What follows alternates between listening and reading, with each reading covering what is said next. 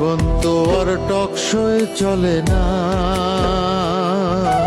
জ্ঞানের কথা গুণী বলে নিজের বেলায় না। আরে পরের বেলায় বুদ্ধিজীবী নিজের বেলায় বোঝে না, পরের বেলায় বুদ্ধিজীবী নিজের বেলায় বোঝে না। নিজের স্বার্থ কেউ কখনো একটা চুলো ছাড়ে না, নিজের স্বার্থ কেউ কখনো একটা চুলো ছাড়ে না। জীবন তো আর টকশই চলে না।